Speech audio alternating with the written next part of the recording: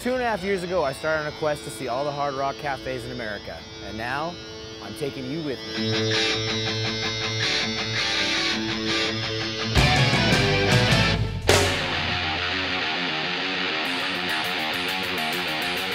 When you're in Las Vegas, two things you want to experience are food and music. And Hard Rock Cafe has them both.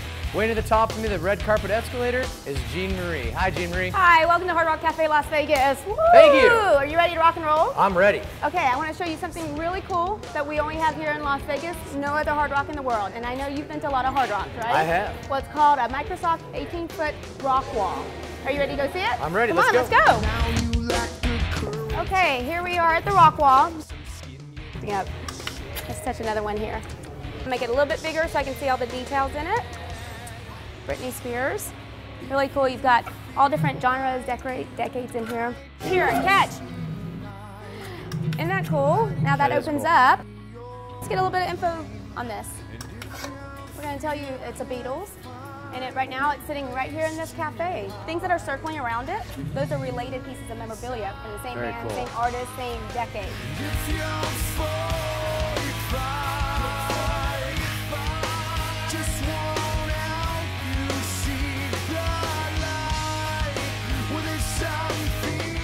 Enough playing with the rock wall. Are you ready to see the real stuff? I'm ready. Okay, let's go. You've heard the saying, what happens in Vegas stays in Vegas. Many times. Well, I don't think that's necessarily the case for Jim Morrison here. Back in January 1968, he got arrested for public intoxication right here in Vegas at Pussycat A Go-Go. Here is his mugshot and 4 pages of the police report. What's another reason that people come to Vegas? Besides public intoxication? Besides public intoxication, people love to get married here. Are you ready to go to the chapel? We're going to the chapel room. Really? You're asking me if I want to go to the chapel? Let's go. Welcome to the chapel room. We've got some famous couples in here I want to talk to you about. We got Ike and Tina. We've got Elvis and Priscilla. Courtney Love and Kurt Cobain. One of the most famous couples ever for Vegas, Cher tribute. And then over here we've got Elton John and his 2 marriages. We have one to Renate and then one to David Furnish. The most interesting couple of all time, I would think, John Lennon and Yoko Ono. I want to show you is a really cool piece of memorabilia that we have. John Lennon, when he went solo, was famous for his Imagine song. These are the typed lyrics with a few changes that he did. And of course, the glasses that he was so famous for. This right here is a piece of the Cavern Club. The Cavern Club was built in 1957, and the Beatles originally got their start there when they were known as the Quarrymen. And so this is one of our famous pieces in this building. We love this piece so much that we dedicated a whole room to the Cavern Club. Any Hard Rock would not be complete without talking about The Who. Right here we have Keith Moon's silk pants. And we are certainly on the right side for Keith Moon. Okay, this Steve Vai guitar is probably one of the coolest guitars you'll see in this whole building, actually probably anywhere. This originally was designed for a David Lee Roth video, so it's one of a kind. These are sketches that Jim Morrison did in high school. They're pencil sketches. The one up top is a man with googly eyes that says, "Good Lord." And then this one's a scary monster. We have about 180 different artists, guitarists with their Fender picks. One of the favorite pieces in the building of mine is this Alice Cooper desk. Do you remember the album School's Out? Definitely. This was the desk that was on the album cover, and if you notice, they all initialed in there, just like a regular school desk. Right there. DD. This here, right here, is our hip hop area. We have P. Diddy, or Sean Puffy Combs, Usher, and Prince. That's his famous signature guitar, and we have this one over here in blue. You walk in the door and you see memorabilia from the mugshot of Jim Morrison that was in Las Vegas to, MC Hammer Pants. You can't touch this. You got Frank Sinatra. He was kind of like the bad boy. Always had the attitude. Great singer. And you got him painting clowns. Happy clowns. Les Paul's guitar. We have a custom Les Paul guitar, which he signed directly to us. There's so much in here. A lot of times people will go and they'll see their favorite artist and there's their guitar right there and they're just like, wow. That connection between those artists and the individual everyday person. Our day at the Hard Rock has just begun. When we come back, we hit the kitchen.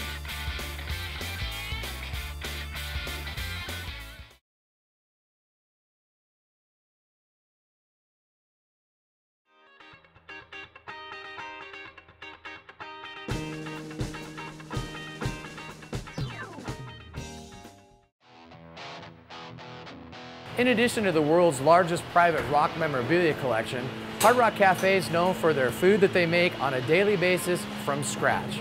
Joining us today is Chef Michael. Hey, how are you? Good to meet you. Okay, so take me through the steps of making the Hard Rock Cafe Hickory Barbecue Sauce. The main ingredient's ketchup. So a ton of ketchup goes into this recipe. So how much barbecue sauce is this going to end up making? I'm going to be making about 16 gallons of barbecue sauce here. One of the secret ingredients to our sauce here is we got the maple syrup, got my chicken stock, and we got our garlic, my pepper. You got a little liquid smoke in there, that smoky flavor. It's kind of unique. We put a little bit of salad oil in our barbecue recipe. The reason for that is it gives a shine to the product. If we're doing a grilled chicken or grilled ribs, it gives you that nice caramelization. It comes out really nice. Get a little mustard in there. Brown sugar, Worcestershires, pretty good fistful of bay leaves. Got orange juice. I only let it simmer for another 5 minutes. That's just to get it infused, but at the same time we don't lose that definition of orange juice flavor in the vinegar base. That's pretty much it. We let that simmer. You can really smell the vinegar. Yeah, you can smell that. So I really don't want to lose that. Right. Eventually, this barbecue sauce is going to end up on the pulled pork sandwich. Yes, it will be. This is pork shoulder. So I cooked this for about 24 hours, a day ahead. I got a nice toasted buns. Nice crisp fries. I think it was a little more generous on that one. I was gonna say, this one's mine. One thing here at the Hard Rock we do, we make our pig slaw. Simple syrup, a little bit more vinegar, kind of breaks down the cabbage. We'll slap some barbecue on this thing. Right over the top. From here, signature picks. And there we go. Nice. Time to eat. Doesn't matter who you are when you rock into the Hard Rock, we're going to try to make you as happy as possible and enjoy the experience. It's about taking that energy that we have and spreading that to the guests. Because I'm here to give a really good experience. I'm here to have fun. Instead of waiting for the food to come to them, they're entertained and they're like, oh, great, here comes the food, that's awesome. I was on the bar, we were doing the YMCA. You're gonna get more than just a burger and shake. You're gonna get yourself a good time too. Doing what I do, and I was getting off the bar. I couldn't think of a better place you could go to enjoy yourself. Landed on my butt. I love working for the Hard Rock Cafe. But I try to make everybody's experience exceptional.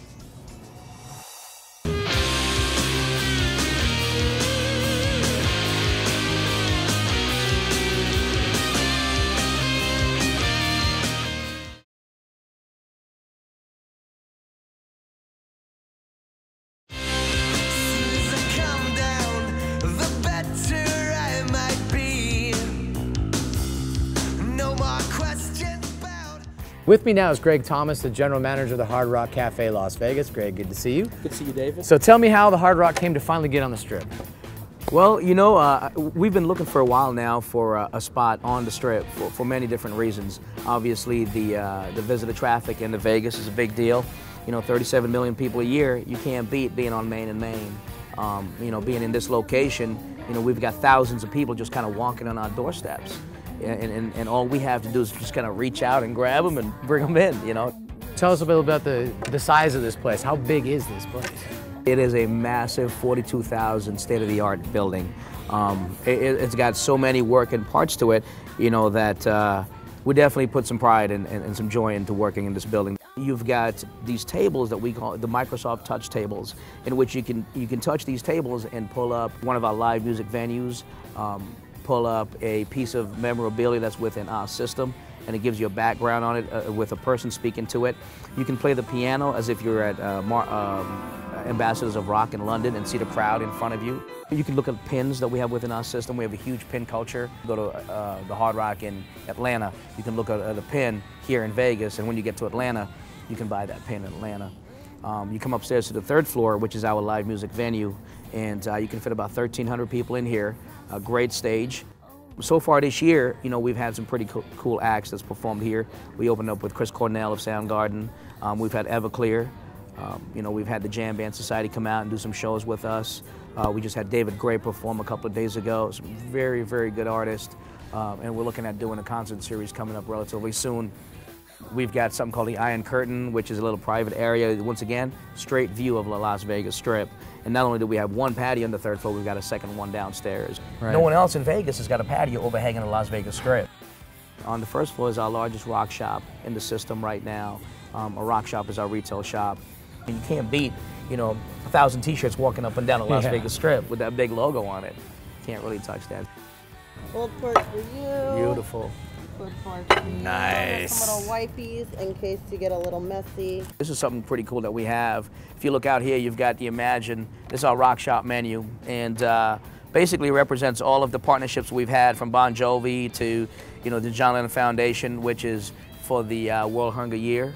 The Y bracelet, this man is wearing it. This man is wearing it. Not only, not only do Hard Rock as an organization do a lot of cool things with food, beverage, and people coming in through our front doors, but also what we give back to the rest of the world.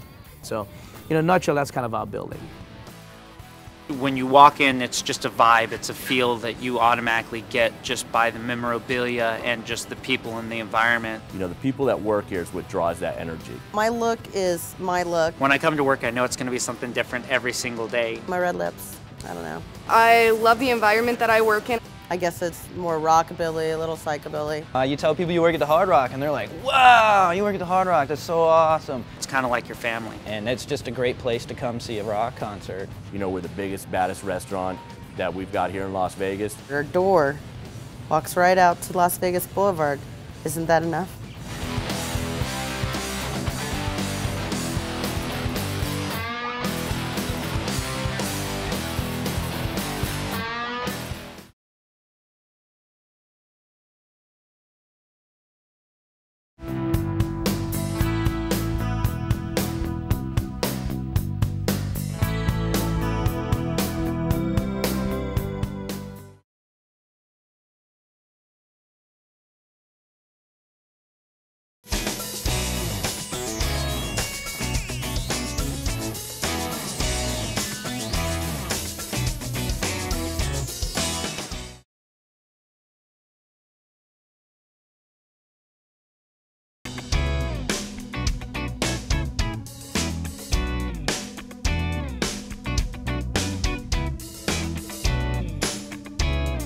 All right, so I don't drink. So when I come into Hard Rock Cafe, what can I have? Got a real good drink for you. It's called a Mango Tango. It's one of our most popular drinks. What's going to be in it is a mango puree, a little bit of orange juice, and Red Bull. Try that out. That's nice to try. Oh yeah, that's good. Cheers, Vegas. All in all, you're just gonna have a blast the entire time. Come to Vegas, come party, but come party at the Hard Rock, right on the Las Vegas Strip. Come visit us. Come visit us here in Las Vegas. And you better sit in my section. If I see you sitting in someone else's section, it's on. So that's it for this episode of Hard Rock in America, Vegas style. Next time you're in town, be sure to stop by. Until then, take time to be kind. It's downstairs.